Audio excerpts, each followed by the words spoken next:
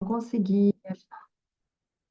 Então é isso, estamos online para o 11º encontro do Clube do Livro. E o livro desse mês é o Hábitos Atômicos, do James Clear, que é um livro que a gente estava comentando aqui, né, tem soluções muito práticas, então é um livro bom de ler, um livro fácil de ler, ele é muito aplicável, e que é o que a gente precisa nos tempos de hoje, né, que a gente está todo mundo na correria, mais informação é bom, a gente aprende mais, só que a gente também tem que colocar em prática, né? E a sabedoria é você colocar a sua inteligência, né, a sua informação em movimento, em ação. Então, eu vou começar já, como eu fiz no último encontro, eu estava falando aqui para as meninas, né? Vou tentar ser mais sucinta nesse encontro também, para que ele dure em média 1 hora e pouquinho só. E se você está vendo gravado no YouTube esse vídeo. Por favor, deixe seu comentário aqui embaixo, o que que você achou, o que que você acha do livro. E vocês que estão aqui online comigo, se vocês quiserem comentando no chat, quiserem abrir o microfone, como sempre, né, estamos aí.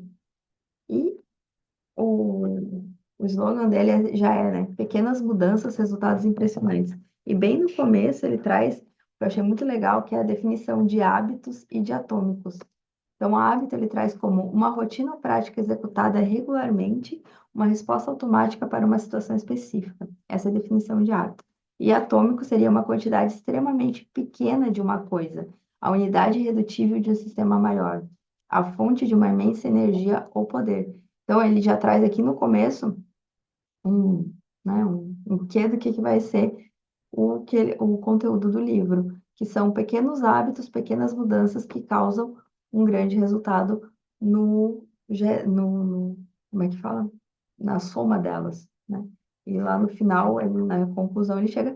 E a forma como ele te leva a isso é uma forma muito prática.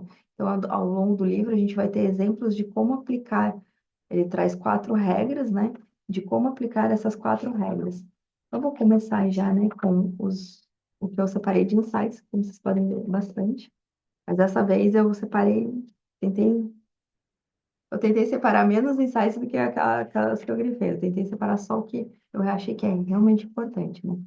Então ele traz aqui já no começo que um hábito é uma rotina, um comportamento que é realizado regularmente, e em muitos casos de modo automático. É aquelas coisas que a gente faz sem pensar, sem ter desgaste energético para fazer. Ah, eu acordo, eu como, vou lá, escovo o dente. Você não está pensando. Você bota a pasta, você bota a escova na boca e começa a executar a rotina. Você não pensa.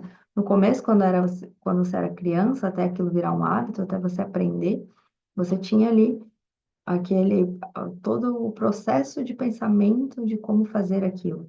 Mas a partir do momento que aquilo se torna um hábito, aquilo você faz regularmente sem pensar. Então, a gente tem, ao longo do clube, a gente discutiu muito isso em vários livros, né? Que a gente tem o consciente e o inconsciente, a mente subconsciente. Aqui tem várias teorias, né?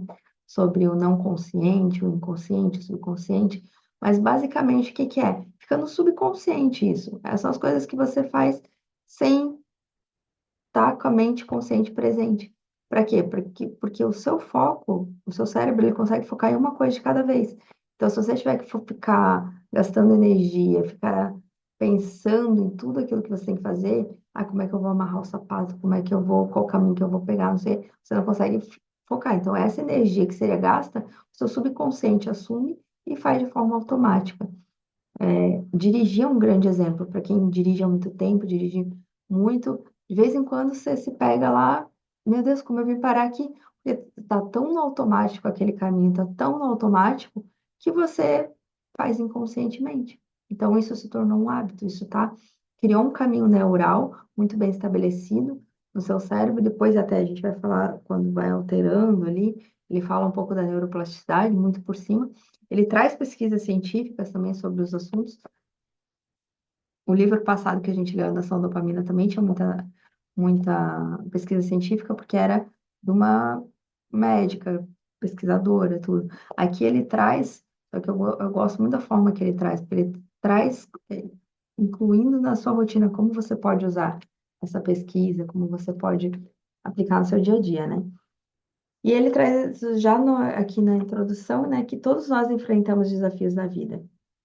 Ele sofreu uma lesão, e foi essa lesão essa experiência de uma lesão, porque ele era atleta, que ensinou uma lição crucial para ele, que mudanças que parecem pequenas e sem importância a princípio, terão resultados notáveis se você estiver disposto a persistir nelas por anos.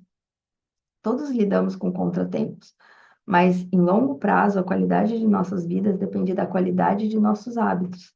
Com os mesmos hábitos, você terá os mesmos resultados, mas com melhores hábitos, tudo é possível. Então, ele fala assim: você chegou até aqui com os seus hábitos. A gente veio até aqui com as nossas crenças, a gente já discutiu isso em outros livros. Eles todos se encaixam, os livros que a gente foi lendo ao longo desse ano, né? E o que que ele traz aqui? Que se você persistir, se você quiser mudar, tudo é possível daqui para frente. É só você incluir, ele vai trazer a forma de você incluir os hábitos que você quer, quem você quer ser, e ir persistindo. Até tem uma parte muito interessante depois que ele fala sobre o tédio, né? Porque a gente acha que as pessoas que são muito bem-sucedidas, elas fazem muitas coisas diferentes de nós. Não. Às vezes elas só persistem mais do que nós. Elas continuam naquilo do que nós. Às vezes nós somos muito movidos aos nossos desejos, e a base do hábito é isso, né? É um desejo. Então, por uma recompensa. Ele vai falar isso aqui e eu vou trazer muito bem do Poder do Hábito também, a base da teoria dele, que é um livro mais antigo, que foi um dos primeiros livros a trazer a teoria do hábito, né? De como que o hábito se forma, que você tem um desejo, aí você executa uma ação e você tem uma recompensa. Essa é basicamente a forma do hábito. Você pode mudar o hábito mudando qualquer das variáveis, né? E aqui ele traz como fazer isso. Ele trouxe a teoria do hábito com 4 regras, com 4 leis, que você consegue mudar o seu hábito e instituir hábitos melhores e diferentes, né? E é aqui que ele traz aqui como este livro o beneficiará. A espinha dorsal deste livro é o meu modelo de 4 passos de hábitos, que é o estímulo, o desejo, a resposta e a recompensa, e as 4 leis da mudança de comportamento que evoluem a partir dessas etapas. Então, ele pegou, né, a fórmula do hábito, criou as 4 leis da mudança desses hábitos e traz nesse livro aqui de forma muito bonita, muito boa e prática, né? Então, os fundamentos. Por que pequenas mudanças fazem uma grande diferença? Porque o surpreendente poder dos hábitos atômicos.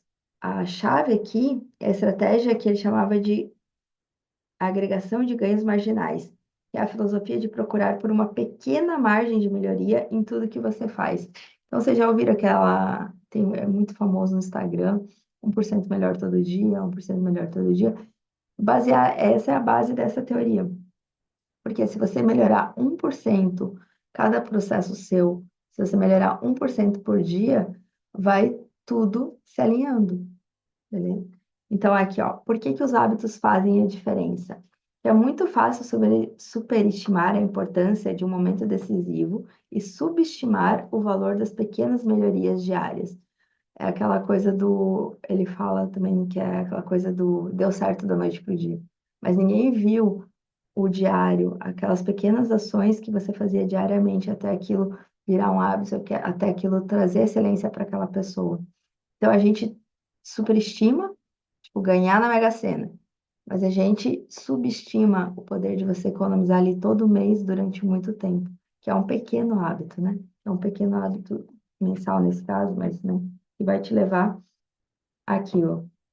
E ele traz aqui 1% melhor todo dia no livro, é a página 16. O hábito são juros compostos do autoaperfeiçoamento. Da mesma forma que o dinheiro se multiplica com juros compostos, os efeitos de seus hábitos se multiplicam à medida que você os repete. Eles parecem fazer pouca diferença em um dia isoladamente, e ainda assim o impacto que provocam ao longo dos meses e anos pode ser enorme. Muitas vezes desprezamos as pequenas mudanças porque não parecem importar muito no momento. Nós fazemos algumas mudanças, mas os resultados nunca parecem vir rapidamente. Então voltamos para as nossas rotinas anteriores. Uma única decisão, ela é fácil de ignorar, mas quando repetimos 1% de erro dia após dia, reproduzindo más decisões, duplicando pequenos erros e racionalizando pequenas desculpas, as pequenas escolhas viram resultados tóxicos. É o acúmulo de muitos erros, um declínio de 1% aqui e ali, que em algum momento gera problema. E fazer uma escolha que seja 1% melhor ou pior parece insignificante no momento, mas ao longo dos momentos que compõem a vida toda, essas escolhas determinam a diferença entre quem você é e quem você poderia ser. O sucesso é resultado de hábitos diários, não transformações únicas na vida. Então, ele traz aqui que 1% melhor todo dia vai te trazer um ganho exponencial. E a mesma forma, 1% pior todo dia, quando você começa. A gente estava falando sobre isso antes, né? Ai, hoje eu não fui na academia, mas amanhã eu vou me recuperar mais rapidamente, porque se eu amanhã não for também, no outro dia não for também, se eu for racionalizando as minhas desculpas, esse 1% vai entrar na espiral descendente, é o mesmo gráfico, só que ao contrário, então vai ter um declínio muito grande. Então, por isso que faz a diferença, sim. São pequenas decisões diárias. Aí aqui ele mostra como os hábitos podem se acumular ao nosso favor ou contra a gente, né? E como realmente é o progresso? Para fazer uma diferença significativa, os hábitos precisam persistir por tempo suficiente para romper determinado patamar, que ele chama de platô do potencial latente. Então, você faz uma coisa, não vê resultado. Até que chega um momento que você rompe o platô. Eu acho que ele tem um gráfico sobre isso, tem. É o momento que aqui você está no platô, você faz, não vê resultado. Aí você atingiu esse momento. Aí parece que todo o resultado vem junto. Aí é o exemplo que eles dão muito assim, ó, da academia. Você vai, faz dieta, você demora para ver o resultado. Aí do nada você começa a ver muito resultado. Por quê? Porque é o acúmulo daqueles ganhos diários, daquele 1% melhor todo dia, que de repente passa o platô e tudo faz efeito. É os juros compostos do dinheiro. Isso o Gustavo Cerbasi já falava no Dinheiro e Segredos de Quem Tem. Porque às vezes a gente não está acostumado com muito dinheiro, não está acostumado com muito dinheiro, aí você vai ali economizando 100, 200. Aí quando você vê, você está com uma poupança de 100 mil, 200 mil.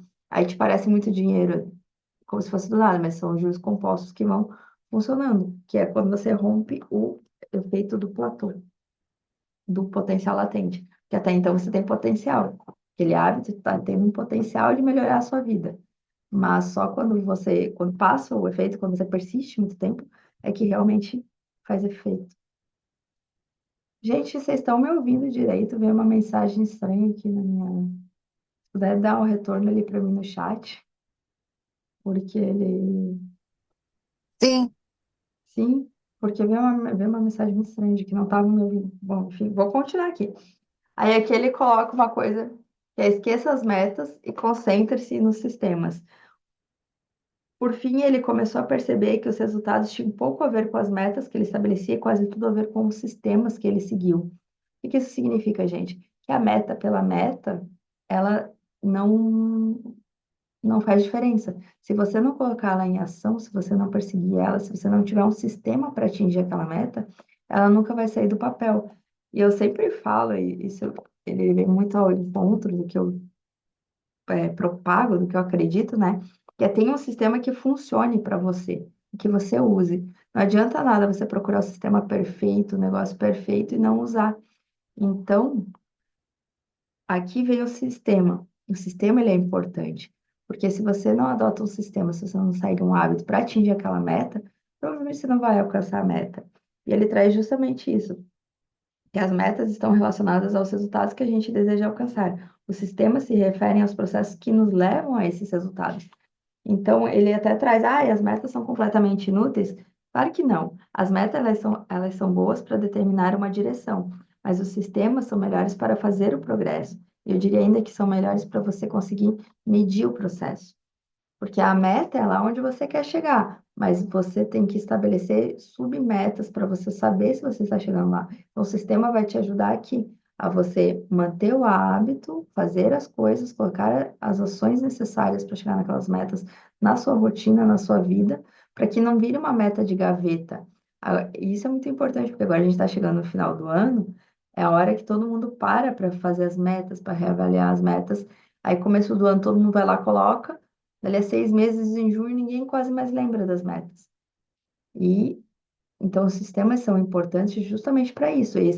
esse clube eu acho que foi importante porque tinha muita gente que queria começar a ler e quem chegou até aqui, né, foi lá e colocou como hábito diário isso. Então, os sistemas, eles são muito importantes. Aí ele coloca que vários problemas surgem quando se gasta muito tempo pensando nas metas e não há tempo suficiente para projetar seus sistemas e executá-los. E daí aqui ele fala, né? Um sistema de hábitos atômicos, que é o cerne do livro, né? Hábitos são como átomos nas nossas vidas. Cada um deles é uma unidade fundamental que contribui para a melhoria geral. No início, essas minúsculas rotinas parecem insignificantes, mas logo se acumulam e alimentam ganhos maiores que se multiplicam em um grau que supera em muito o custo do seu investimento inicial. Eles são pequenos e poderosos. Esse é o significado da expressão hábitos atômicos, que é ele já trouxe lá no começo, né? Uma pequena diquinha do que seria, né? E aqui ele traz sobre as três camadas da mudança do comportamento. Quando você quer mudar um hábito, você vai ter que mudar o seu comportamento. Lembra que pensamentos levam a sentimentos, que levam a comportamentos, que levam a ações, que levam a resultados. Se você quer mudar seus resultados, você tem que mudar seus comportamentos. E seus comportamentos são todos os hábitos que você executa consciente ou inconscientemente. Quando você quer mudar esses hábitos, você tem três formas de mudança, né? Que, que são os resultados, os processos e a identidade. As mudanças mais profundas acontecem na identidade e é uma coisa que ele traz muito ao longo do livro, que o hábito ele pode reforçar a identidade de quem você quer ser. A sua identidade é reforçada pelo seu hábito. É uma via de mão dupla. Então, quando você quer mudar um hábito, muitas vezes você pode mudar pensando assim, ó, essa ação que eu vou fazer agora me leva à pessoa que eu quero ser, a ter a identidade que eu quero ter. Por exemplo, eu quero perder peso, mas eu posso pensar assim, ah, eu quero ser esportista, eu quero ser uma pessoa saudável. Então, quando você for fazer uma escolha, aí você pode fazer essa escolha conscientemente pensando na identidade que você quer ter. Isso não torna você uma pessoa falsa, isso torna você uma pessoa em busca de uma mudança de identidade, porque é a partir dessa mudança que você consegue ter resultados diferentes.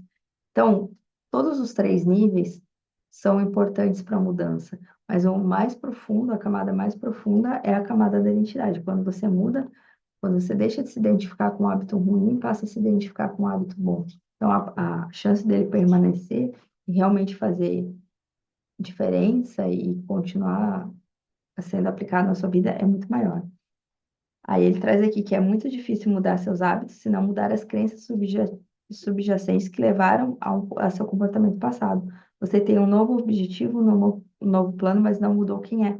Isso acontece muito com pessoas que fazem bariátrica, às vezes, que elas mudam o resultado, elas mudam o processo, né? Porque aí você para de ingerir, mas elas não mudam a crença. Elas não deixam de se identificar com quem que elas eram antes, que é quem fazia escolhas provavelmente algumas vezes, né, não saudáveis, que às vezes comia demais, enfim, né? E muita gente volta ao estado anterior. Por quê? Porque não mudou a identidade, não mudou a crença subjacente, não mudou o comportamento, aquilo que levou ela até lá, né? Por isso que tem que ter um trabalho associado e por isso que as mudanças, quando elas vêm das crenças, da sua identidade, elas são mais fáceis de ser mantidas, porque daí fica justamente isso, né? Que é uma das regras dele, uma das leis, torne fácil. Porque quando aquilo se identifica com quem você é mais fácil de você fazer. E daí torna mais fácil, já tornar o hábito fácil, né? Aí a forma, ele traz aqui, eu estou na página 34. A forma definitiva de motivação intrínseca é quando um hábito se torna parte da sua identidade. Era isso que eu estava falando, né? Aí ele traz aqui exemplos, que eu acho muito legal, ele sempre traz exemplos, né? Porque não fica só na teoria, assim. Aí, ó, o objetivo não é ler um livro, o objetivo é me tornar leitor. Então, a minha identidade vai ser, eu sou leitora. O objetivo não é correr uma maratona, o objetivo é se tornar corredor. O objetivo não é aprender a tocar instrumento, o objetivo é tornar-se músico. Por quê? Porque, se meu objetivo for correr uma maratona, eu vou correr aquela maratona, aquilo vai ser difícil para mim, porque eu não sou corredor, eu estou fazendo esforço maior, e vou terminar a maratona, acabou ali. Eu não tenho um outro objetivo, eu não sou corredora, aquilo não faz parte da minha vida. Acabou ali, eu vou ficar sem. sem ter para onde ir, mais ou menos assim, né? Aí, quando você tem isso na sua identidade, fazer a coisa certa é fácil. Afinal, quando seu comportamento e sua identidade estão totalmente alinhados, você não está mais buscando uma mudança de comportamento. Está simplesmente agindo como o tipo de pessoa que já acredita ser. E quando você repete a mesma história para si mesmo há anos, é fácil, aqui ele traz as desculpas que a gente dá, que a gente torna a verdade, por exemplo, assim, ó, eu não tenho uma boa orientação espacial, eu não sou uma pessoa diurna. Essas histórias que a gente conta para nós mesmos que geram as nossas crenças e, e muito profundamente de identidade. Então, quando eu falo assim, eu não sou, eu não faço, eu não sei, isso está tudo ligado ao meu eu. E se eu repito muitas vezes isso para mim, eu não tenho uma boa memória, eu não consigo fazer, eu não sei fazer, isso reafirma meu comportamento. Então, para eu mudar a minha identidade, para eu mudar minha crença, meu comportamento, meu hábito, eu posso começar a mudar essas pequenas falas que a gente tem. Então, aqui a gente traz muito o observador também. Por que que eu faço isso?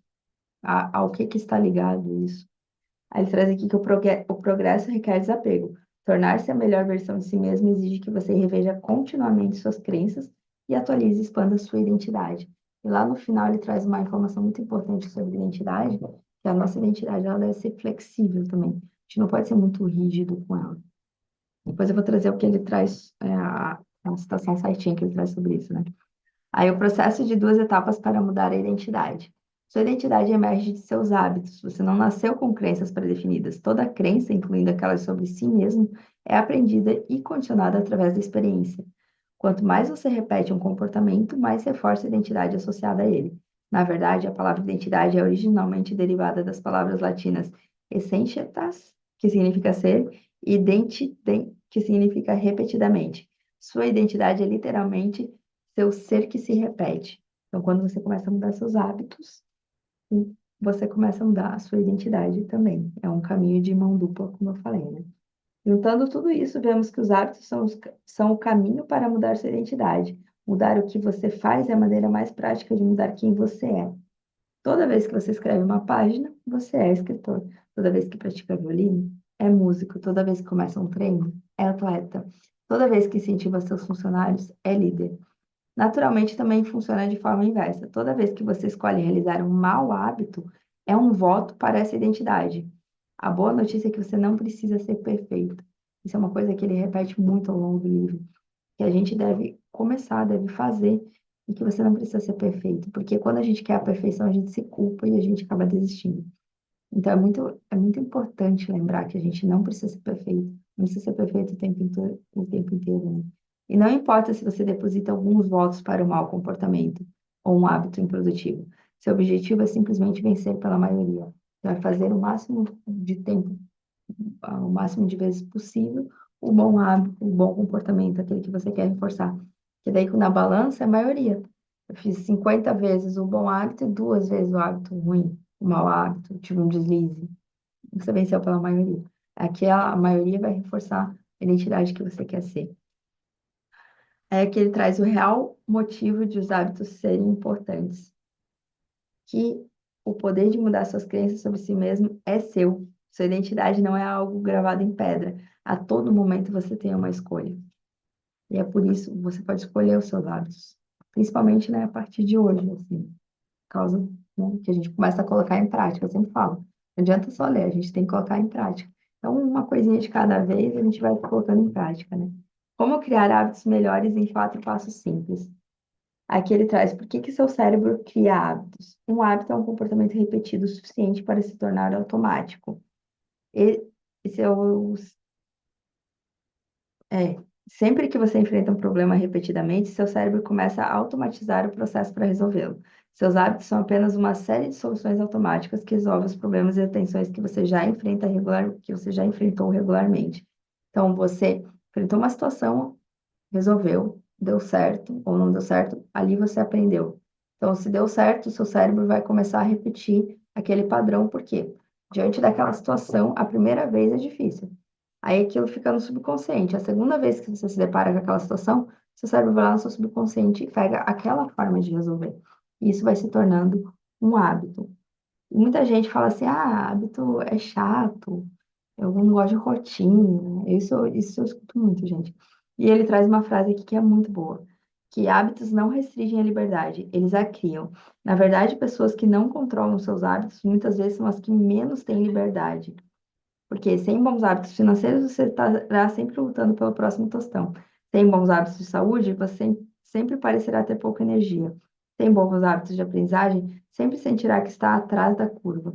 Então, o hábito, ele vai te dar liberdade, ele vai criar com consistência aquilo que você quer na sua vida, a pessoa que você quer se tornar.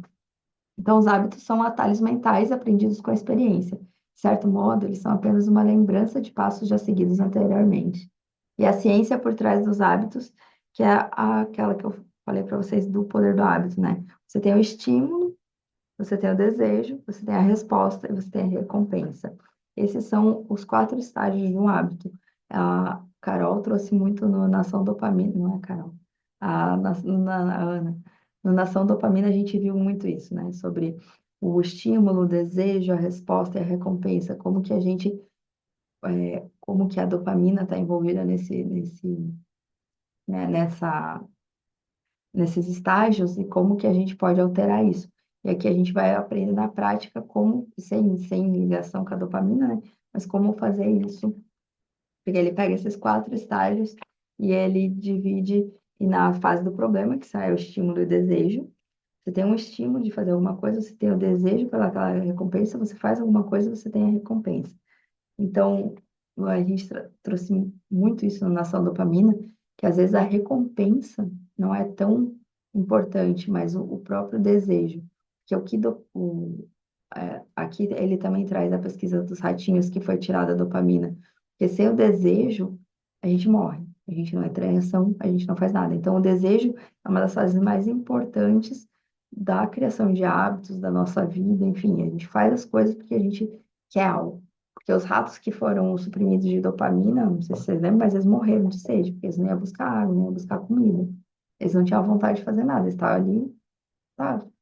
Se dessem, eles comiam. Eles não tinham o desejo de buscar. Então, uma das fases mais importantes é a fase do desejo. Tanto que se você tem o desejo e não tem a recompensa, você fica frustrado. Se você tem a recompensa, você fica feliz. Agora, se você tem uma recompensa que não atende o seu desejo, você fica. A linha da dopamina cai muito da frustração, né? Então, aqui ele traz como que as quatro leis da mudança de comportamento se unem à teoria do, do hábito, né? Então, ó, a primeira lei, o estímulo, a gente torna ele claro. O desejo, a gente torna o hábito atraente.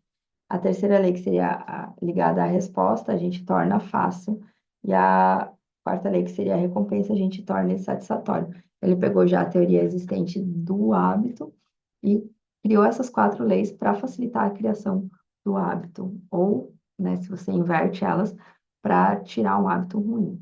E que é o inverso, né? Então, como é que eu vou me livrar de um mau hábito? Eu vou tornar invisível, vou tornar desinteressante, vou tornar difícil e vou tornar insatisfatório.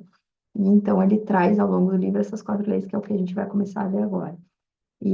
Ele traz a pergunta, ele traz a frase, né? Sempre que eu quiser mudar o meu comportamento, eu simplesmente posso perguntar a mim mesmo: como eu posso tornar claro? Como eu posso tornar atraente? Como eu posso tornar fácil? E como eu posso tornar satisfatório?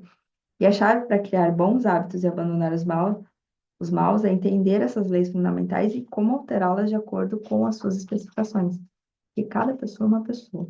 Se eu chegar aqui e falar assim, ó, faz isso, talvez não dê certo.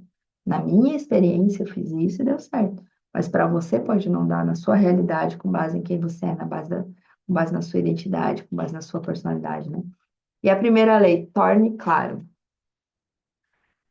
Aí parece óbvio, né? Tornar claro, mas muitas vezes não é no nosso dia a dia, né? Aí ele traz aqui que antes de construirmos novos hábitos de forma efetiva, precisamos entender os atuais.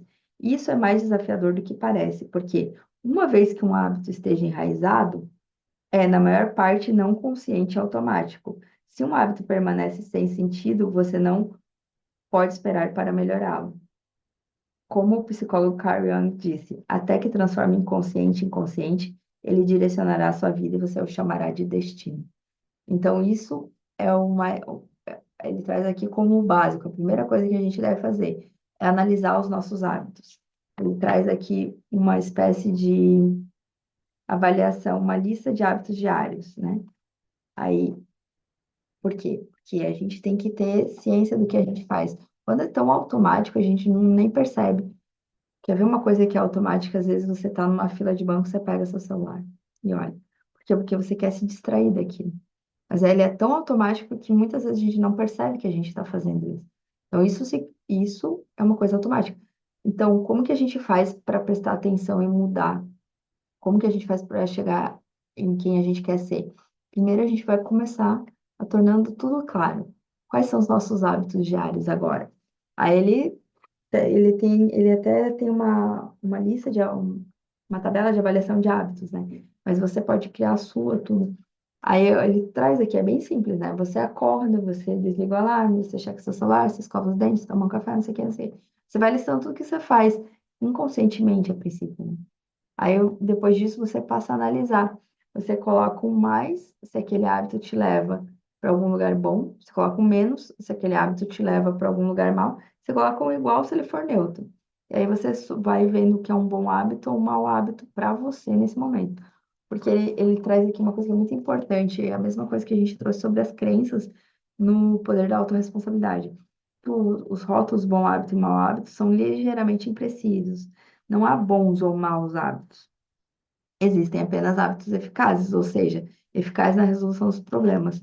Todos os hábitos lhes servem de alguma forma, até mesmo os maus, e é por isso que você os repete. Ah, mas eu não.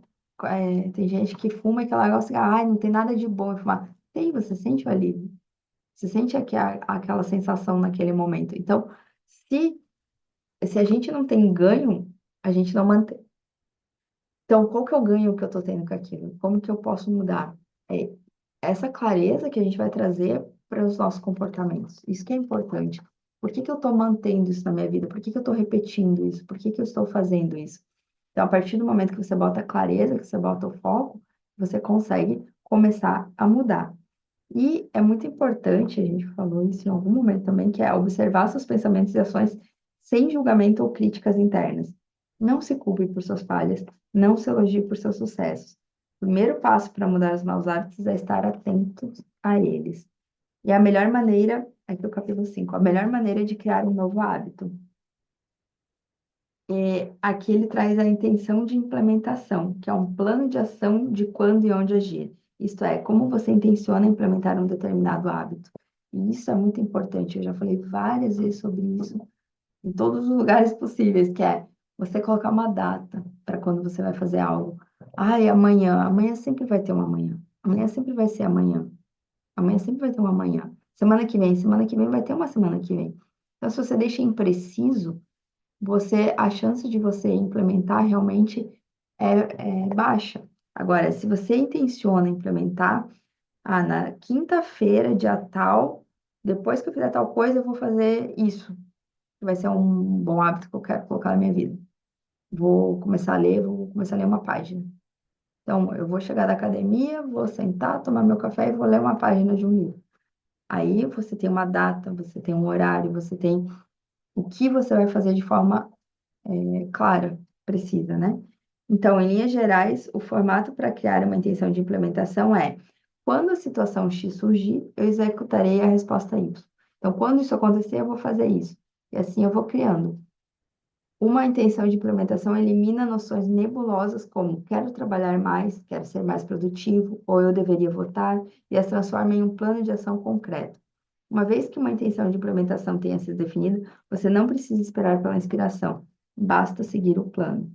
Então, a maneira mais simples de aplicar essa estratégia aos seus hábitos é complementar a seguinte frase: eu irei, o comportamento, às tantas horas, no local tal. Então, eu irei caminhar às 6 horas na rua. Eu irei para a academia às 6 horas todo dia de manhã. E assim vai. Aí ele traz exemplos, né? Meditar. Vou meditar por 1 minuto e 7 horas na minha cozinha. Vou estudar espanhol por 20 minutos às 18 horas no meu quarto. Então, isso é uma intenção de implementação que deixa tira o vago das coisas, né? E transforma num plano de ação concreto. Outra forma quando se trata de criar novos hábitos, pode ser usar a conexão de um comportamento a seu favor. Então, isso ele chama de empilhamento de hábitos. E é uma das melhores maneiras de adquirir um hábito é você identificar um atual e colocar um em seguida, em que você quer. Isso é empilhamento, porque você tem um, você vai pôr o outro logo em seguida. Então, a fórmula do empilhamento dos hábitos é, depois de o hábito atual, eu irei o novo hábito. Por exemplo, a meditação. Depois de tomar café da manhã, meditarei por 1 minuto. Depois de eu tirar meus sapatos de trabalho, eu vou imediatamente vestir minhas roupas de ginásticas. Então, você associa um hábito a outro em seguida. Esse é o empilhamento de hábitos. Ele traz formas muito práticas de você fazer isso, né? E aqui ele traz uma coisa que é muito importante, que a motivação é superestimada, o ambiente é mais relevante. Tem um moço que eu sigo, o Wesley, que ele fala muito sobre ambiente. O ambiente que você está define muito do seu comportamento. Por exemplo, eu tenho um grupo de amigos que bebe muito. Vai ser difícil eu estar naquele ambiente com aquelas pessoas e me manter abstêmio, né? Eu sair daquele comportamento. Ou eu estou fazendo dieta e na minha casa só tem doce. Eu tenho que cortar o doce. Aquele ambiente vai ser difícil, vai ser contraintuitivo para o meu hábito. Então, você pode programar o seu ambiente para te ajudar. Aí ele traz aqui como projetar seu ambiente para o sucesso. Todo hábito é iniciado por estímulo e é mais provável que percebamos aqueles que se destacam. Infelizmente, os ambientes em que vivemos e trabalhamos muitas vezes não favorecem não praticar certas ações, porque não há qualquer estímulo ao hábito óbvio para acionar o comportamento. Então, ele diz que a gente pode modificar os espaços em que a gente vive e trabalha para aumentar a estimulação a estímulos positivos e reduzir os negativos. O planejamento do ambiente permite retomar o controle e se tornar o arquiteto da sua vida. Seja o criador do seu mundo e não apenas seu consumidor. E um exemplo que eu posso trazer para vocês muito óbvio é a água. Se você quer tomar mais água, ter sempre uma garrafinha do seu lado já vai ajudar. Outro exemplo, deixar a roupa de ginástica não escondida, longe ou difícil. Já arrumar as coisas, tornar o seu ambiente mais fácil, longe de distração, não ter certas coisas em casa, se você não consegue trabalhar com a camisa bagunçada, já deixar arrumado. Então, o ambiente ele é muito importante. Ele traz aqui, se quiser transformar o hábito em uma grande parte da sua vida, torne o estímulo grande parte do seu ambiente. Então, o ambiente que a gente está, ele é 90% responsável pela criação dos hábitos. Aí ele até traz aqui, quando não conseguir ir para um ambiente totalmente novo, porque ele traz que é mais fácil você criar um novo hábito num contexto diferente, num ambiente diferente. Mas se você não conseguir ir para um ambiente totalmente novo, você pode redefinir ou reorganizar o atual. Cria um espaço separado para o trabalho, para o estudo, para o exercício, para o entretenimento, para a cocção. O mantra que ele considera muito útil é um espaço, um uso. Muitas vezes a gente não consegue, né? Mas às vezes, assim, ó, um lado do sofá, eu só faço isso, um lado do sofá, outro lado do sofá, eu só faço aquilo, tá? Ele traz um exemplo muito bom, que é de hábito de dormir. Quando você associa a sua cama com várias coisas que não só o dormir, aí tem gente que tem dificuldade para dormir. Você só teve um estudo que orientou as pessoas a irem para a cama só quando estivessem cansadas. Aí depois disso, depois que virou um hábito, não consegui dormir, levanto e vou para outra sala. Aí estou cansada, vou dormir, vou para o quarto. Depois disso, virou muito mais fácil, porque virou um hábito na cabeça dessas pessoas associarem a cama, o quarto, a dormir. Então, elas iam para a cama e já tinham sono. Por quê? Porque o hábito do ambiente, aquele ambiente, servia só para dormir. Então, o cérebro associou e ficou muito mais fácil delas dormirem. Aí ele traz aqui, inclusive, né? Se seu espaço é limitado, divida em zonas de atividade. Uma cadeira para ler, uma mesa para escrever, uma mesa para comer. O ambiente vai tornar mais fácil. E ele traz aqui o segredo do autocontrole.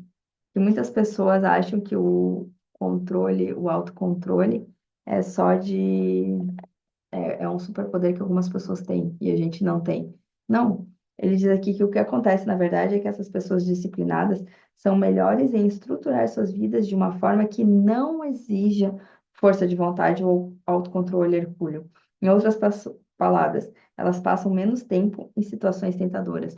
Então, elas arrumam o seu ambiente para não ter que exercer autocontrole, para ser fácil o que tem que ser feito, para não ter que escolher.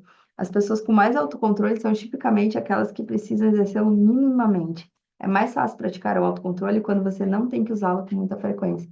Isso a gente já viu lá no jeito Harvard de ser feliz também. A gente tem uma quantidade, uma capacidade, uma energia que e vai acabando de força de vontade, de conseguir fazer escolhas. Por isso que às vezes a gente chega no final do dia, seguir a dieta certinho, o dia inteiro. Aí chega no final do dia, eu meto o pé na jaca. Por quê? Minha capacidade de autocontrole, se o meu ambiente não está preparado para aquilo, é baixa. Minha força de vontade é baixa. Por quê? Porque eu já exauri ao longo do dia, tendo que fazer escolhas, tendo que decidir.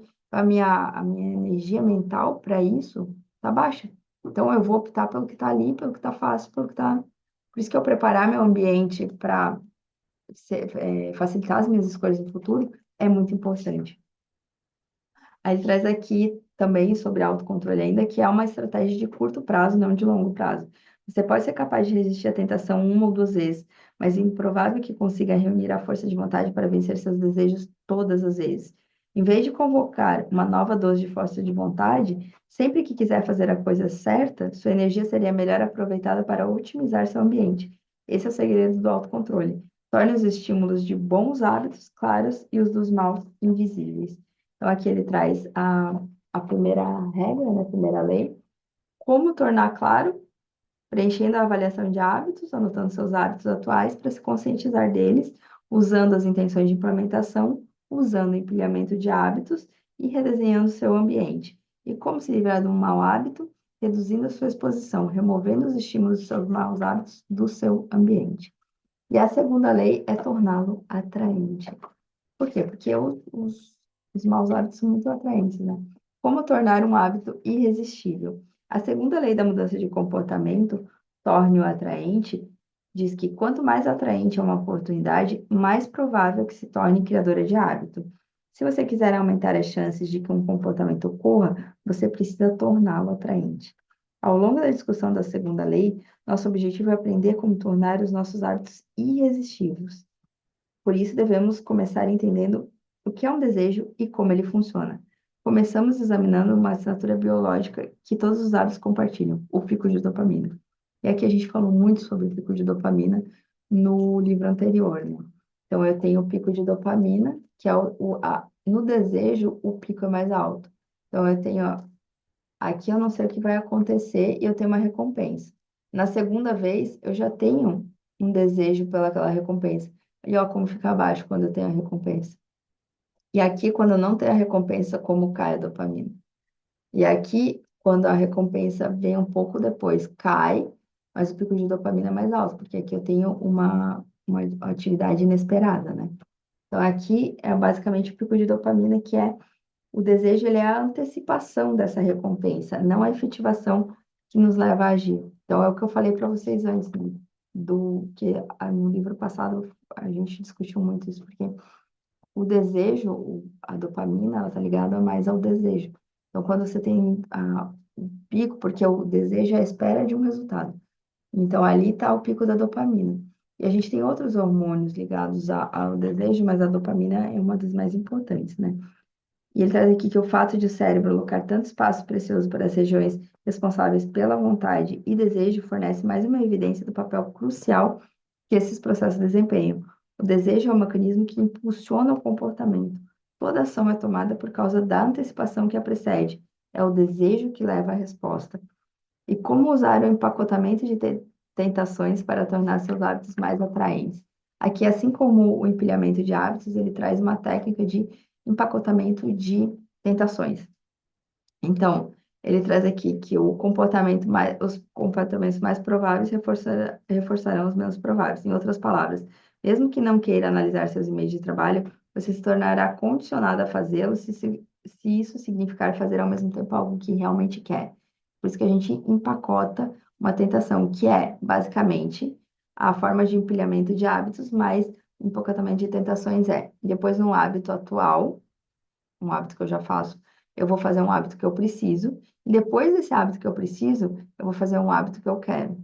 Ou seja, ali eu vou fazer aquilo porque eu estou antecipando que no futuro eu vou ser movida a fazer um hábito que eu preciso, pelo meu desejo de fazer um hábito que eu quero, basicamente. O exemplo que ele traz aqui, ó, depois de eu tomar o café da manhã, eu vou dizer uma coisa que sou grato que aconteceu ontem, que é o que eu preciso. Eu quero praticar minha gratidão. E depois de dizer uma coisa que eu sou grato, eu vou ler as notícias, que é o que eu quero. Depois de voltar do meu horário de almoço, eu vou ligar para 3 clientes em potencial, que é o que eu preciso. Depois de ligar para esses 3 clientes em potenciais, eu vou assistir a ESPN, que é o que eu quero.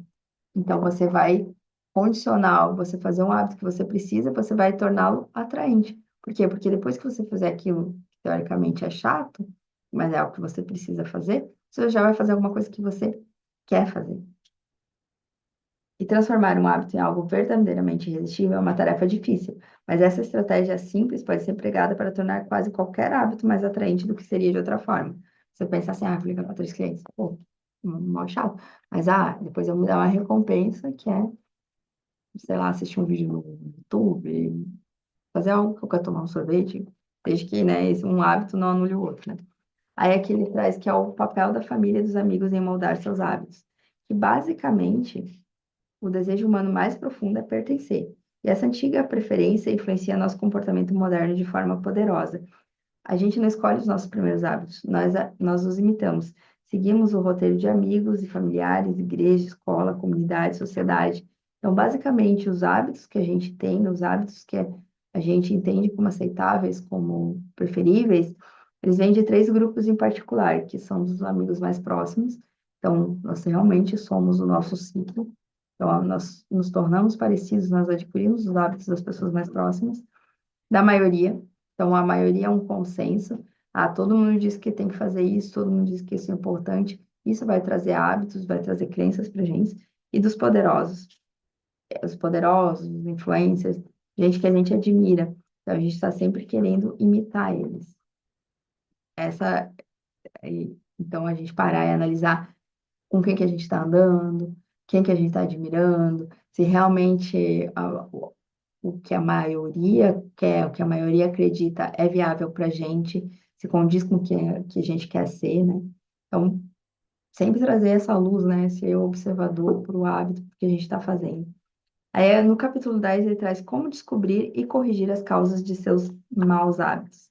E ele traz aqui é uma inversão da segunda lei do comportamento, né? Que é torná-lo desinteressante. Então, para criar um hábito, a gente torna atraente, para tirar um hábito, a gente torna ele desinteressante.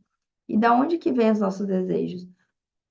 Todos os nossos comportamentos e hábitos, eles vêm de algum motivo subjacente, que é, por exemplo, que são as coisas da nossa sobrevivência. Lá, quando a gente estava evoluindo, a gente criou esses motivos. Então, quase tudo é ligado a ele. Por que que eu posto no Instagram? Para me sentir pertencente. Por que que eu quero ficar bonito? Para encontrar o amor. Enfim, geralmente um hábito vem de algum desejo anterior a ele, um desejo, um motivo subjacente, algo que é inerente à nossa sobrevivência, à nossa evolução, né? Então, ao analisar quase qualquer produto formador de hábito, verá que ele não cria uma nova motivação, mas se agarra aos motivos subjacentes da natureza humana. Então, de segurança, aquelas coisas todas da nossa sobrevivência, né? Então, seus hábitos atuais não são necessariamente a melhor maneira de resolver os problemas que enfrenta, são apenas os métodos que você aprendeu a usar. Depois de associar uma solução ao problema que precisa resolver, você a utiliza sempre. Hábitos se resumem a essas associações. Essas associações determinam se podemos prever um hábito que vale a pena repetir ou não. E nosso comportamento é altamente dependente dessas previsões. Em outras palavras, é dependente de como interpretamos os eventos que acontecem conosco, não necessariamente a realidade objetiva do próprio evento. Então, é basicamente uma predição. Se eu fizer isso, eu vou ter esse resultado. Mas nem sempre seria necessário eu fazer isso para ter esse resultado. E o desejo é a diferença entre você estar agora e onde você quer estar no futuro. E como você reprograma o seu cérebro para gostar de hábitos difíceis ou para mudar seus hábitos. O reformular seus hábitos para destacar seus benefícios em vez de seus inconvenientes é uma maneira rápida e leve de reprogramar sua mente e tornar um hábito mais atraente. Por exemplo, aqui ele traz o exemplo de exercícios. Muitas pessoas associam o exercício a uma tarefa desafiadora que drena energia e desgasta. Você pode facilmente vê-lo como maneira de desenvolver habilidades e fortalecer o corpo. Em vez de dizer a si mesmo, preciso correr de manhã, diga, é hora de ganhar resistência e velocidade. É uma forma de você reprogramar como você vê aquilo. Por quê? Porque você vai ver onde você quer estar. E o desejo, ele é a diferença de onde você está agora para onde você quer estar. E se você arrumar uma forma de predizer diferente, de reprogramar a forma como você vê aquilo, você consegue reprogramar sua mente e começar a gostar, começar a tornar mais fácil, mais atraente, um hábito que seria difícil. Então, da segunda regra, a gente tem como torná-lo atraente usando o empocamento de tentações, né? Pareia uma ação que você quer fazer com uma que você precisa fazer, juntando-se a uma cultura em que o seu comportamento desejado seja o padrão, analisar, né, onde você está e qual cultura você quer ter, para qual cultura você quer passar a ter, né? Onde você vai estar inserido, tudo isso, as mudanças que você precisa fazer. Criar um ritual de motivação, faça algo de que gosta imediatamente antes de um hábito difícil. Como torná-lo desinteressante? Você reestrutura sua atitude mental. Você ressalta os benefícios de evitar seus maus hábitos. E vamos para a terceira lei, que é torne-o fácil. Essa é muito boa, gente, porque ele traz aqui bem no começo, caminhe lentamente, mas jamais recue. Eu gosto muito dos nomes dos capítulos que ele traz, porque é realmente já traz uma inspiração do que vai ser, né? Como é que fala? Uma breve, um vislumbre do que vem por aí, né? Porque é justamente isso, ele já trouxe isso lá no começo, né? Ganha pela maioria, ganha pelo tempo. Então, se você caminhar, mas continuar caminhando e não desistir, você vai ter o resultado, né? Claro, 1% todo dia, 1% todo dia. Mas é a junção de todos os 1% que vão fazer a diferença. Mas você não pode desistir, você não pode recuar. Então, ele traz aqui que estamos tão focados em descobrir a melhor abordagem que nunca chegamos a agir. Como Voltaire escreveu certa vez, o melhor é inimigo do bom. Isso aqui a gente traz muito, né? Porque a gente fica pensando em qual é o hábito perfeito, como começar, qual que é a melhor academia, qual que é a melhor roupa. A gente já trouxe em algum livro isso também. Eu fico presa nesse processo de querer o perfeito e eu não entro em ação. Então, o melhor é o inimigo do bom. É melhor um bom bem feito, é melhor eu entrar em ação e fazer algo do que eu ficar esperando, do que a inércia, do que nunca fazer. Aí ele traz aqui, refira-me a isso como a diferença entre estar em movimento e agir. As duas ideias parecem semelhantes, mas não são iguais. Quando você está em movimento, está planejando, criando estratégias e aprendendo. São todas coisas boas, mas não produzem um resultado. A ação, por outro lado, é o tipo de comportamento que produzirá um resultado. Às vezes o movimento é útil, mas nunca produzirá um resultado por si mesmo. Essa é a maior razão pela qual você entra em movimento em vez de agir. Daqui ele traz, né? Porque por que que a gente entra tanto em movimento, a gente planeja tanto e age pouco? Porque a gente tem medo do fracasso. Porque enquanto eu estou planejando, eu vou ter sempre o se. Se eu entrar em ação, eu vou conseguir. Mas às vezes eu não entro em ação porque eu tenho medo de fracassar. Se eu fracassar, vou ter que olhar por que que eu fracassei, vou ter que analisar aquilo, vou ter que conviver com o fracasso. Então, muitas vezes eu nem entro em ação. E o movimento, ele faz você se sentir como se estivesse fazendo as coisas, mas na verdade está apenas se preparando para isso. Quando a preparação se torna uma forma de procrastinação, é preciso implementar mudanças. Você não quer apenas planejar, quer praticar. Se quer dominar um hábito, a chave é começar com a repetição, não com a perfeição. Você não precisa mapear todos os recursos de um novo hábito, só é preciso praticá-lo. E essa é a primeira conclusão da terceira lei. Você só precisa repetir, repetir, repetir, repetir. E aqui ele traz quanto tempo leva para se criar um novo hábito. A gente já discutiu isso lá no Jeito Harvard de Ser Feliz também. Tem hábito que você nunca vai conseguir estabelecer, é um comportamento que você nunca vai conseguir mudar, porque é muito arraigado, mas em geral lá o ditado popular é 21 dias, né? Mas aqui ele traz um conceito que eu achei muito legal, que é diferente, que ele traz que a formação do hábito é um processo pelo qual um comportamento se torna progressivamente automático através da repetição. Quanto mais você repetir uma atividade, mais a estrutura do seu cérebro muda para se tornar eficiente nessa atividade, que é a neuroplasticidade. Aquele caminho ele vai alterando. Quanto mais você faz esse novo caminho, mais forte ele vai ficando. Então, repetir um hábito leva a mudanças físicas evidentes no cérebro. E quanto tempo leva para criar um hábito? Os hábitos não têm um tempo exato. Os hábitos se formam com base na frequência, não no tempo. Então, só a quantidade de vezes que você repete que vai tornar aquilo um hábito, não o tempo. Então, não tem exatamente um dia. Eu posso, sim, se eu repetir todo dia, criar um hábito em 21 dias, posso criar um hábito em 7 dias, posso criar um hábito em 2 anos. Então, é a frequência da repetição daquele hábito que vai fazer, daquele comportamento que vai fazer ele virar um hábito.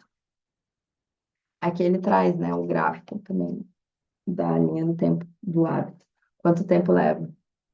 Aí aqui ele vira hábito, que aqui ele passou a linha do número de repetição, a linha do hábito, né? Aí aquele comportamento vira. Então, na prática, não importa realmente quanto tempo leva para um hábito se tornar automático. O que importa é que você tome as ações necessárias para progredir. Se a ação é totalmente automática ou não é de menor importância. Para construir um hábito, você precisa praticá-lo.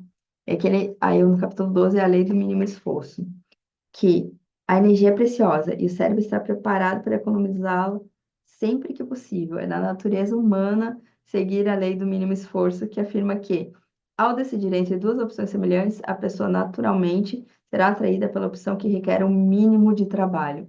Por quê? Porque o cérebro está sempre tentando economizar energia. Então, quanto menos resistência enfrentar, mais fácil será para seu eu mais forte emergir. A ideia por trás de torne-o fácil não é apenas fazer coisas fáceis, a ideia é tornar o mais fácil possível no momento de fazer as coisas que compensam a longo prazo. Então, você vai tornar a ação que você quer fácil de ser executada. Uma das maneiras mais eficazes de reduzir a resistência associada a seus hábitos é praticando a reconfiguração do ambiente. A ideia central é criar um ambiente em que fazer a coisa certa é o mais fácil possível. Grande parte da batalha de construir hábitos melhores se resume a encontrar maneiras de reduzir a resistência associada aos bons hábitos e aumentar a resistência associada aos maus. O que que é aumentar a resistência dos maus comportamentos? É você preparar o seu ambiente para dificultar os comportamentos ruins. Por exemplo, sempre que eu estou trabalhando, eu pego meu celular e ali eu fico 15 minutos. Deixo o celular no outro cômodo. Esse ambiente aqui vai ser só para trabalho. A rede social eu vou usar no sofá da sala. Eu chego em casa, o mais fácil é ligar a TV e ficar ali vendo TV. Tira a pilha do controle. Lá no, a regra dos 20 segundos do jeito Harvard de ser feliz. Se você aumentar a resistência para um hábito ruim em 20 segundos, você já vai desistir de fazer ele. Então, tira a pilha do controle e guarda o controle em outro cômodo. Aí, se você só vai pegar se você realmente quiser ver a TV, porque já tirou o impulso inicial. Então, se você tornar o seu ambiente difícil para fazer um hábito ruim, você já dificultou ele, você já vai ter tendência de abandonar ele. É menos um voto na caixinha do hábito ruim, mais um voto na caixinha do hábito bom. Eu não quero ver TV, eu quero ler um livro. Deixa o livro ali, deixa o controle em outro lugar, deixa o controle num móvel, num cômodo, a pilha no outro, e assim vai indo, sabe? Tem gente que tira a TV. Tem gente que ele traz um exemplo aqui de uma pessoa que tira a TV e guarda a TV em outro cômodo. Aí só liga a TV, só tem que ir lá pegar a TV, instalar a TV para poder assistir. É tornar totalmente difícil fazer aquilo, né? Então, essa é a inversão da terceira lei, né?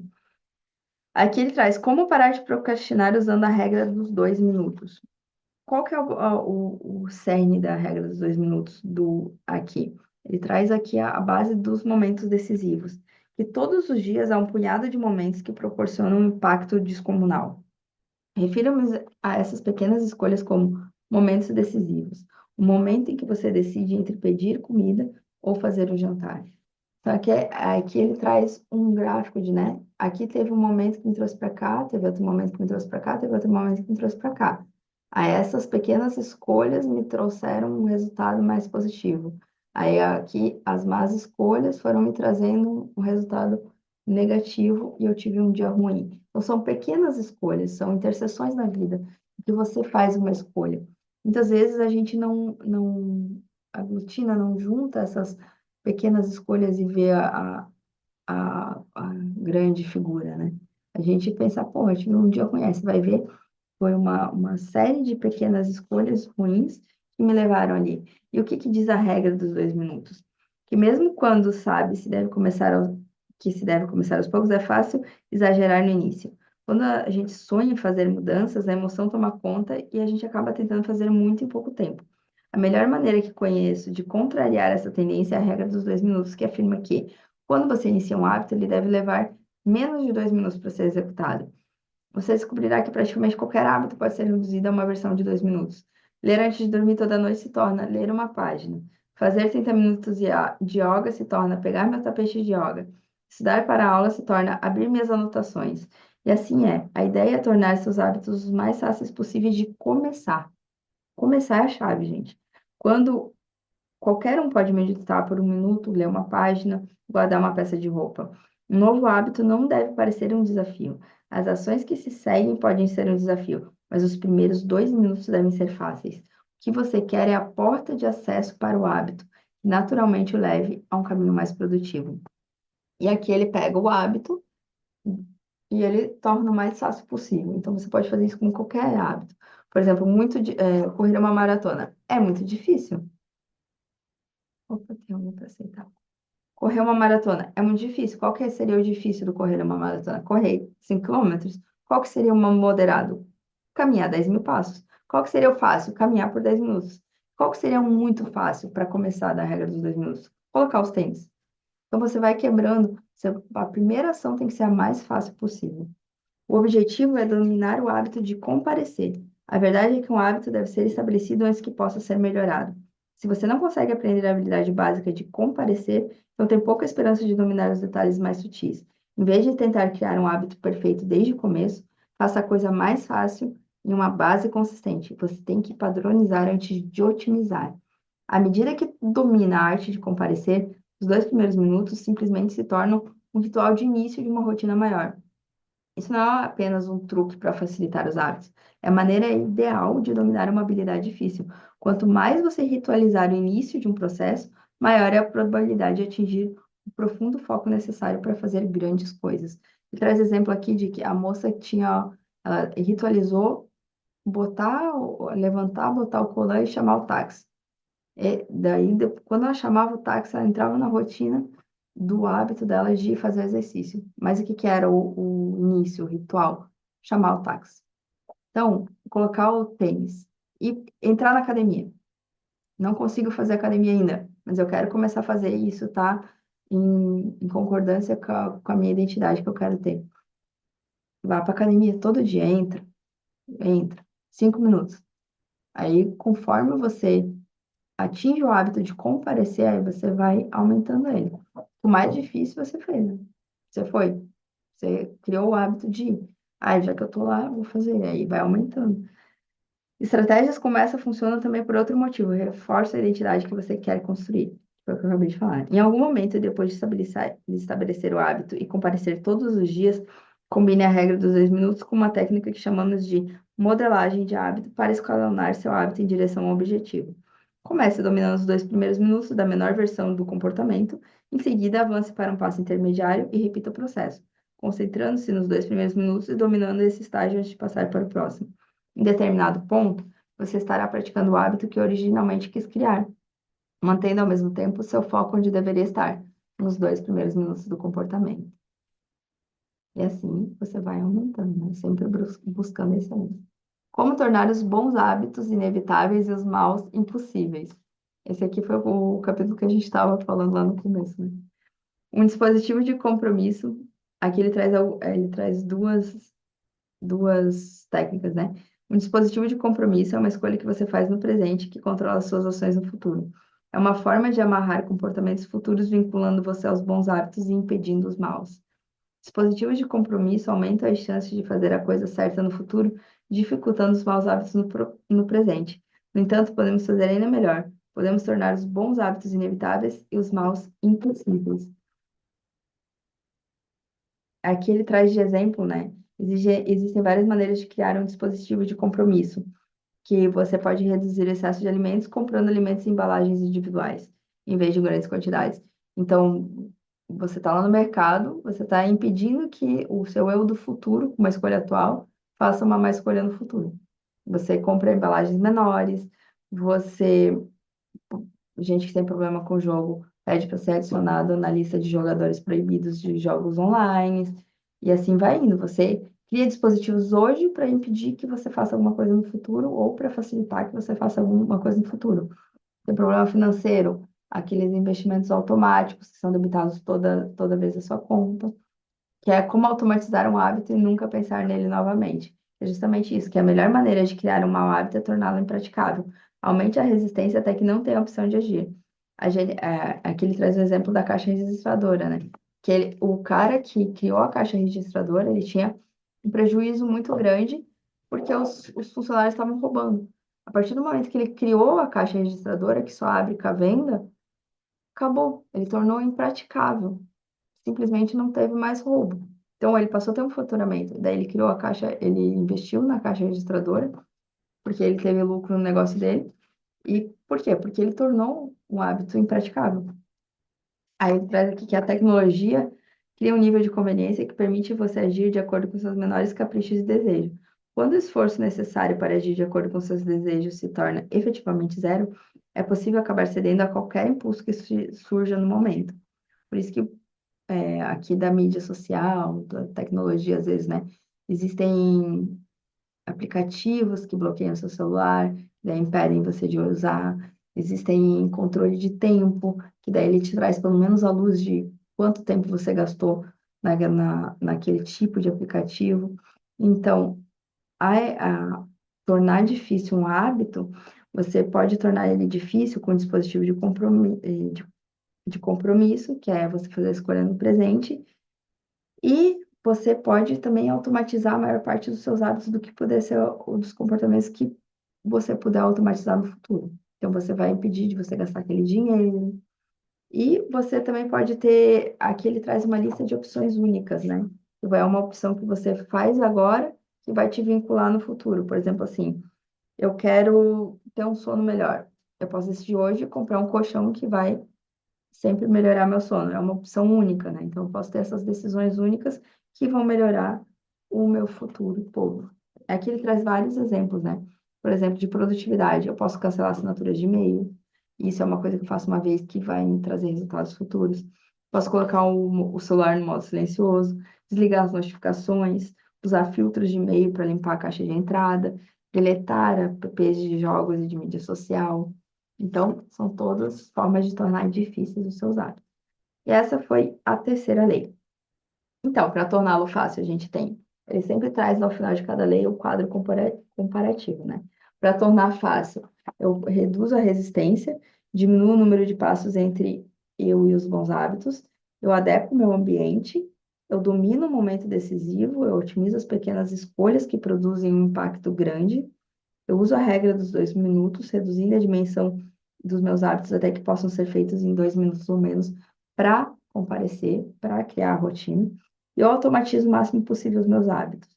E para torná-lo difícil, eu aumento a resistência, aumento o número de passos entre eu e os meus maus hábitos e uso um dispositivo de compromisso restringindo as minhas escolhas futuras, aquelas que me beneficiam.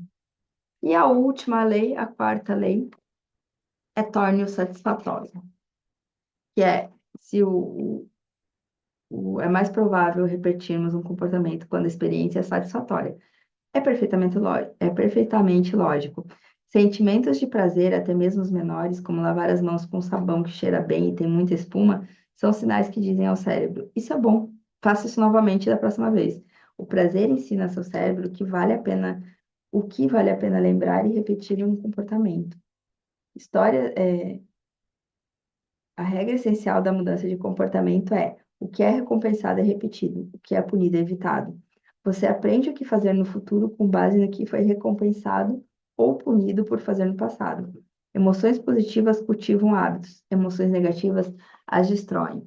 As três primeiras leis do comportamento, tornam claro, atraente e tornem fácil, aumentam as chances de um comportamento seja executado desta vez. A quarta lei da mudança do comportamento, torne satisfatório, aumenta as chances de que um comportamento se repita da próxima. Isso completa o ciclo dos hábitos. Agora, por que que é tão difícil isso com os bons hábitos, né? O descompasso entre a recompensa imediata e a recompensa tardia. A recompensa imediata, os maus hábitos normalmente trazem a recompensa imediata. Aí eu comi essa comida gordurosa, cheia de doce, açucarada, eu tive um prazer momentâneo, então eu tenho um prazer imediato. Eu vou para a academia, eu vou ter um prazer no futuro, uma recompensa tardia. Então eu não estou vendo a recompensa nesse momento. A nossa evolução fez com que a gente priorizasse a recompensa imediata. Ah, eu cacei, eu comi, então isso é um bom hábito, eu vou caçar de novo. E, porque o nosso cérebro leva muito tempo para evoluir. Agora, a nossa sociedade levou pouquíssimo tempo para chegar onde ela está. E a gente vive numa sociedade de recompensa tardia. Eu tenho que guardar dinheiro para no futuro ser rico, eu tenho que fazer exercício para no futuro eu ter mobilidade. Então, a minha recompensa está postergada. E como é que eu faço para manter um hábito se eu não vou ver a recompensa agora? Eu Ele traz aqui, né, que todo hábito produz múltiplos resultados ao longo do tempo. Infelizmente, esses resultados costumam estar desalinhados. Com os nossos maus hábitos, o resultado imediato geralmente parece bom, mas o resultado final é ruim. Com bons hábitos é o inverso. O resultado imediato é desagradável, mas o resultado final é bom. Então, todos nós queremos vidas melhores para os nossos futuros eu. No entanto, quando chega o momento da decisão, a gratificação instantânea geralmente ganha. Você não está mais fazendo uma escolha para o você futuro, que sonha em ser mais capaz, mais rico, mais feliz. Você está escolhendo você presente, que quer ser satisfeito, mimado, entretido. Como regra geral, quanto mais imediato for o prazer que recebe de uma ação, mais fortemente deve questionar se ela está alinhada com seus objetivos de longo prazo. Você começa a questionar, né? Se realmente vale a pena essa gratificação agora, você vai colocar a luz no seu comportamento. E como que usar a gratificação instantânea, então, a favor dos bons hábitos, né? No começo, você precisa de um motivo para permanecer no caminho certo. É por isso que as recompensas imediatas são essenciais. Elas o deixam animado enquanto as tardias vão se acumulando no plano de fundo. O término de qualquer experiência é essencial, porque tendemos a nos lembrar mais dela do que de outras fases. Você quer que o final do seu hábito seja satisfatório. A melhor abordagem é usar reforço que se refere ao processo de usar uma pequena recompensa imediata para aumentar a taxa de um comportamento. O empilhamento de hábitos com o empilhamento de tentações, que a gente viu lá no outro capítulo, é um tipo de reforço. O reforço vincula seu hábito a uma recompensa imediata que o torna satisfatório no final. Então, vale a pena anotar também que é importante selecionar recompensas de curto prazo que reforcem seu senso de identidade e não aquelas que o contrariam. Por exemplo, comprar uma jaqueta nova é bom se você está tentando perder peso ou ler mais livros, mas não funciona se você está tentando equilibrar o orçamento ou economizar dinheiro. Então, você pode colocar essas recompensas. Ah, se eu fizer isso, eu vou me dar isso de presente. Só que tem que estar tudo alinhado com a identidade que você quer, com aquilo que você quer no longo prazo, né? Como manter os bons hábitos todos os dias? Ele traz aqui que fazer progresso é satisfatório e as medições visuais, como mover clipes de papel, grampos de cabelo ou bolinhas de gude, fornecem evidências claras de seu progresso. Como resultado, elas reforçam seu comportamento e proporcionam um pouco de satisfação imediata a qualquer atividade. O que é isso? É você, por exemplo, bolinha de gude. Cada vez que você fez o hábito, você muda a bolinha de lugar. Tem gente que faz isso para tomar água, né? Coloca um elástico. Cada vez que toma água, troca o elástico, troca o elástico. Porque aí um comportamento que não é tão palpável, que não é tão medir, não é tão possível de ser medido, né? Você torna ele palpável, você torna ele uma forma de medição. Então, você torna aquilo visual, você está vendo o efeito daquilo, de uma coisa que não seria tão. Ele traz exemplo do clipe de papel do moço que tinha que fazer ligação. Ele teve uma ascensão muito rápida, porque ele tinha o hábito de fazer uma ligação, trocar o clipe de papel. Ele começava sempre com tantos clipes de papel num lado e tinha que acabar o dia com eles do outro lado. Não importava o que acontecia, mas aquilo era uma forma visual dele ter o controle. E aqui ele traz também o rastreador de hábitos, que é uma maneira simples de avaliar se um hábito foi criado. Eu tenho um tracker que eu uso no Equilibrando, eu vou mandar para vocês, que vocês conseguem e dando checkzinho assim. Em resumo, um rastreador de hábitos cria uma sugestão visual que ele lembre de agir, é inerentemente motivador, porque você vê o progresso de que está fazendo e não quer perdê-lo. Então, você marcou lá 3xzinho, aí você não vai marcar o xzinho, você já vai pensar se você vai deixar de fazer o hábito aquele dia ou não. E se sente satisfeito sempre que registra mais uma ocorrência de seu hábito. Além disso, o rastreamento de hábitos fornece uma prova visual que endossa o tipo de pessoa que você deseja se tornar, o que é uma forma prazerosa de gratificação imediata e intrínseca. Em segundo lugar, o rastreamento manual deve ser limitado a seus hábitos mais importantes. É melhor rastrear consistentemente um hábito do que esporadicamente 10.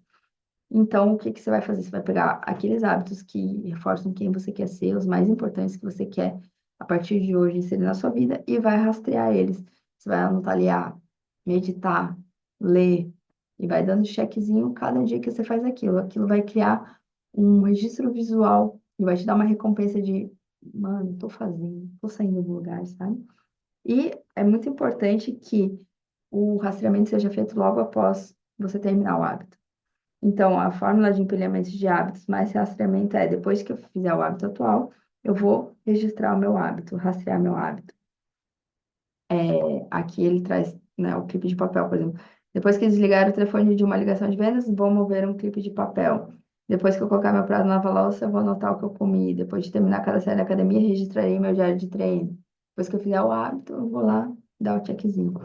E como se recuperar rapidamente ao quebrar os hábitos? Não importa quanto você seja coerente com seus hábitos, é inevitável que a vida o faça quebrá-los em algum momento. Não existe perfeição. Sempre que isso acontece comigo, eu tento me lembrar de uma regra simples: nunca quebre um hábito duas vezes. Se eu quebrar o hábito por um dia, tento retomá-lo o mais rápido possível. Não posso ser perfeito, mas posso evitar um segundo lapso. Assim que uma corrente é quebrada, começa uma nova. O primeiro erro nunca é o que leva tudo por água abaixo. É a espiral de erros repetidos que se segue. Quebrar um hábito uma vez é acidente. Duas vezes é o começo de um novo hábito. Então, a gente tem que se perdoar e voltar, tentar voltar o mais rápido possível. E daí a gente se culpa, a gente estava falando da academia, né? Eu faltei na academia hoje, daí eu me sinto culpada por ter faltado na academia hoje, daí amanhã eu já falto de novo, porque eu estou me sentindo culpada, e assim vai. Entra naquela espiral descendente. E como um parceiro de responsabilidade pode mudar o jogo, aqui ele traz a inversão da quarta lei, que é torna imediatamente satisfatório, que ele traz aqui o contrato de hábito, que é realmente um contrato. Se assina com alguém, ele traz o exemplo aqui de um moço que assinou com o personal e com a esposa, que se ele se ele quebrasse, se ele não anotasse a dieta, ele teria que fazer X coisa. Ou, acho que era se vestir de forma casual, se vestir de forma formal todos os dias da semana. Para cada hábito que ele criasse, ele tinha um, um, um ônus, né? E ele assinou formalmente o contrato e tal. E ele traz aqui que se você não quiser, que o formal, ele te traz a, aquilo é real para o seu cérebro, né? No caso. Mas se você não quiser assinar um contrato formal, um contrato de hábito formal, apenas um parceiro de responsabilidade já é útil. E quando você se compromete com alguém, por exemplo, eu vou me comprometer com a Juliana de todo dia eu vou mandar uma mensagem para ela assim que eu fizer tal coisa. Ou toda semana eu vou mandar mensagem, vou mandar um relatório para ela se eu fiz tal coisa ou não. Sempre que eu tiver a oportunidade de não fazer tal coisa, eu vou pensar, pô, mas como é que ela vai pensar de mim? Ou tem gente que faz isso no Instagram, né, e assume um compromisso com a audiência. Isso é importante porque vai te manter motivado. E aqui daí ele terminou, né, a tabela das quatro leis de como criar um bom hábito, como torná-lo satisfatório, né? Usando reforços, transformando fazer nada em algo agradável, que é você conseguir quantificar as coisas que você deixa de fazer. Cada vez que no meu cara, como dar dinheiro, cada vez que eu não compro uma blusinha da Shein, eu vou lá e deposito esse dinheiro em algum lugar para uma viagem no futuro, né? Usando o rastreador de hábitos e não quebrar um hábito duas vezes. E como se livrar de um mau hábito, a inversão da quarta lei é tornando insatisfatório, né? Então, eu vou arrumar um parceiro de responsabilidade, que eu vou pedir para alguém observar o meu comportamento, que daí já vai me dar insatisfação sempre que eu não fizer um bom hábito, eu vou ter que prestar satisfação para alguém, né? e criar um contrato de hábitos, que você pode, inclusive, nesse contrato de hábitos, falar, eu vou doar tanto dinheiro, vou dar dinheiro para alguém. Acho que no contrato do moço ali também tinha que ele ia dar o dinheiro para a mulher dele, US$ 500, se ele não fizesse tal coisa. E agora estamos indo para o final, né? Aqui ele traz assim, como a sua personalidade influencia seus hábitos. E isso eu acho muito importante, porque a nossa personalidade é um agrupado, é um conjunto único de traços genéticos que predispõe uma personalidade particular. A sua personalidade é o conjunto de características consistentes de situação para situação. A análise científica mais comprovada dos traços de personalidade é conhecida como as cinco grandes, que as divide em cinco grandes espectros de comportamento, que é relativa à abertura para a experiência, se eu sou curioso, inventivo ou se eu sou cauteloso e consistente, conscienciosidade, se eu sou organizado e eficiente ou se eu sou descontraído e espontâneo, extroversão, de extrovertido e energético até solitário e reservado, afabilidade, se eu sou amigável e compassível ou desafiador e desapegado, e neuroticismo, de ansioso e sensível a confiante, calmo e estável. Todos os cinco traços de personalidade têm bases biológicas. Então, a gente é mais propenso a um lado ou outro. E qual que é a conclusão de como usar a personalidade? É que a gente deve criar hábitos que funcionem para as nossas personalidades. Não adianta ser introvertido e querer ter hábitos de pessoas extrovertidas. Vai ser muito difícil. Lembra que a gente tem que tornar o hábito fácil? Então, para tornar um hábito fácil, ele tem que estar adequado à minha personalidade. É, ele traz aqui que você não precisa criar hábitos que todos dizem para criar. Escolha o hábito que melhor lhe convier, não o mais popular. Os hábitos precisam ser agradáveis se você quiser que eles durem. Essa é a ideia central por trás da quarta lei, que é, né, torne satisfatório. Escolha o hábito certo e o progresso é fácil. Escolha o hábito errado e a vida será uma luta. E a abordagem mais comum para você saber se é certo para você ou não é a tentativa e erro. O único problema da tentativa e erro é que a vida é curta, né? Então, é que ele traz uma forma de você conseguir tentar mais, né? Que é explorar, explorar, explorar, extrair, extrair, extrair. Você passa muito tempo explorando e daí você encontra uma coisa, aí você passa extraindo, você encontra um hábito que deu certo, você extrai os benefícios desse hábito. Mas, ao mesmo tempo, você não deixa de explorar outras coisas. Ele traz o exemplo do Google, que a Google queria que 80% do tempo as pessoas passassem fazendo aquilo que elas foram contratadas, e 20% trabalhando em projetos que eles quisessem do tempo, né? Que é o extrair, extrair, extrair, explorar, explorar. Eu estou 80% do tempo extraindo aquilo que eu tenho que fazer repetidamente e 20% explorando novas oportunidades. E assim vários projetos da Google surgiram, né? E à medida que explora opções diferentes, há uma série de perguntas que pode fazer a si mesmo para restringir continuamente os hábitos e as áreas que serão mais satisfatórias para você. O que é divertido para mim, mas representa trabalho para os outros?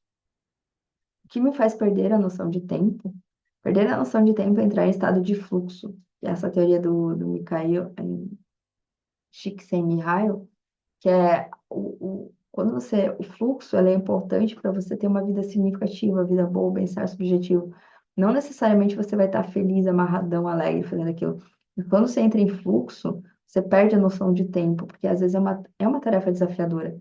Mas quando você perde essa noção de tempo, quer dizer que você está, a sua mente consciente, a sua mente subconsciente estão presentes ali para desempenhar aquela tarefa. Então, você está presente no momento presente, você entra em estado de fluxo. Então, o que te faz perder a noção do tempo? Onde você obtém maiores retornos do que a maioria? E o que é natural para você? Tem gente que faz coisas com uma naturalidade extrema que para outras pessoas não são. Então, o que que é natural para você?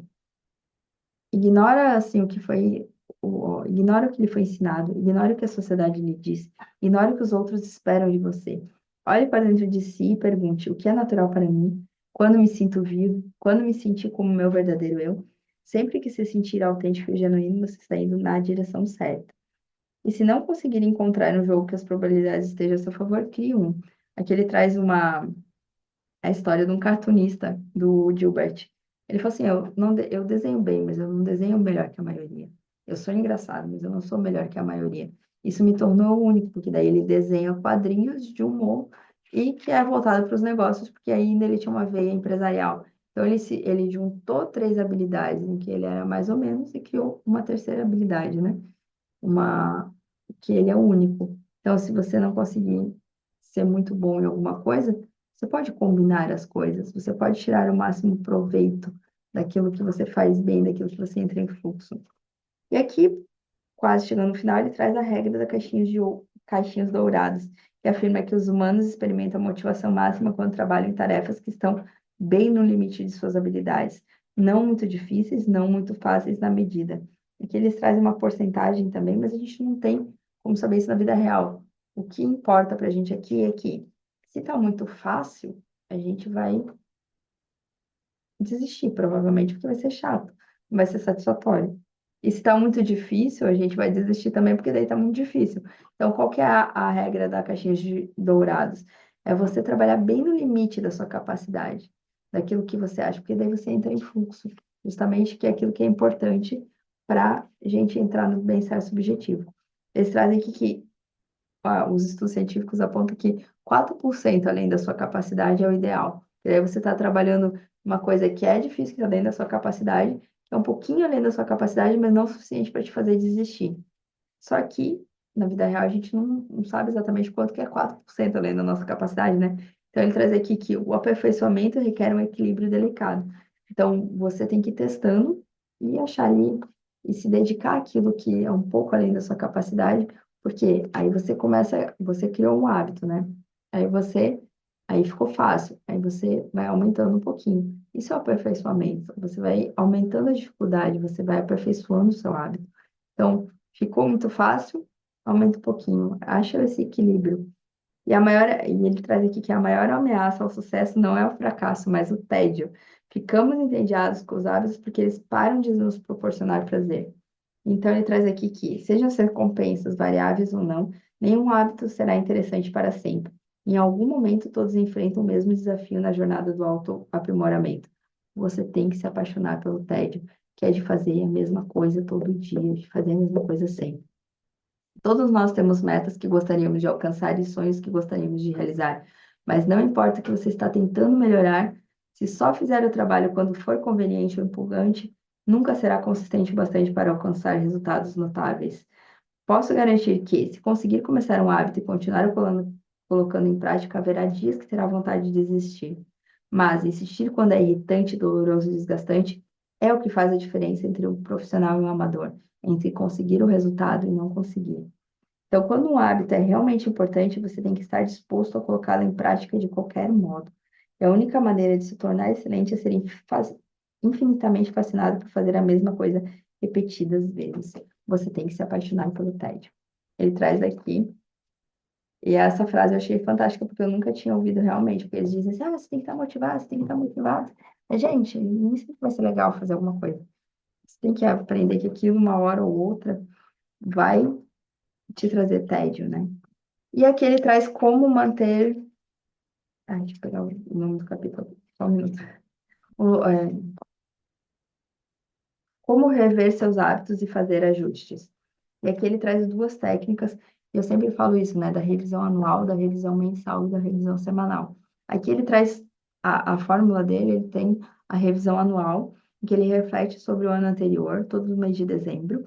Ele avalia os hábitos para o ano contando quantos artigos ele publicou, quantos dias de exercício praticou, quantos novos lugares visitou, e muito mais. Então, ele reflete sobre o progresso ou falta dele, respondendo a três perguntas: o que correu bem este ano? O que não correu tão bem este ano? E o que eu aprendi? Aí, meses depois, ele faz um relatório de integridade. Como todo mundo, ele comete muitos erros. O relatório de integridade ajuda a perceber onde errou e motiva a retomar o curso. Esse tempo é um momento de revisitar os valores fundamentais e avaliar se tem vivido de acordo com eles. É quando reflete sobre a identidade e como pode trabalhar para ser o tipo de pessoa que deseja se tornar. O relatório de integridade anual responde a três perguntas: quais são os valores fundamentais que impulsionam minha vida e meu trabalho? Como estou vivendo e trabalhando com integridade agora? E como posso definir um padrão mais alto no futuro? A reflexão também gera um senso de perspectiva. A reflexão e a revisão periódica são como se ver no espelho de uma distância normal. Você vê as mudanças importantes que devem ser feitas sem perder de vista o todo. O objetivo é ver toda a cordilheira e não ficar obcecado com cada pico, cada vale. Então, ele traz uma perspectiva maior, ele faz a cada 6 meses uma dessas duas revisões, né? E aqui ele traz o que eu falei lá no começo da identidade, né? Como abandonar as crenças que o amarram? No começo, repetir um hábito é essencial para criar evidências de sua identidade desejada.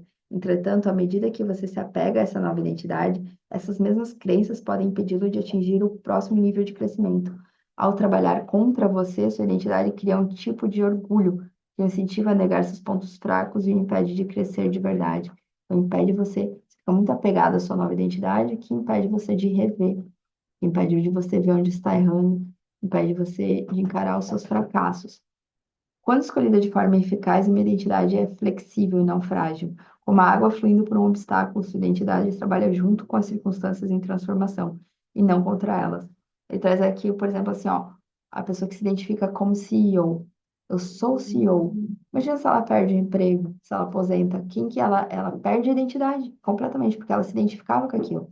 Então ele fala assim, ó, em vez de sou CEO, tente assim, ó, sou uma pessoa, sou o tipo de pessoa que constrói e cria coisas. Então, essa passa a ser a sua identidade. Então, se você perde aquele cargo específico com que você se identifica, você não perde a sua identidade. E aqui é a conclusão, né? O segredo dos resultados duradouros. O santo grau da mudança de hábitos não é uma melhoria de 1%, mas 1.000 delas. É um monte de hábitos atômicos se acumulando, cada um deles uma unidade fundamental de um sistema como um todo. No início, pequenas melhorias parecem sem sentido porque são diluídas pelo peso do sistema. No entanto, gradualmente, à medida que você continua a acumular pequenas alterações, umas sobre as outras, a balança da vida começa a se deslocar.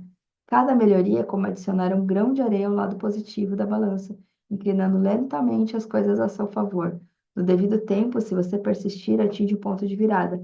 De repente, parece mais fácil praticar bons hábitos. O peso do sistema está trabalhando para e não contra você.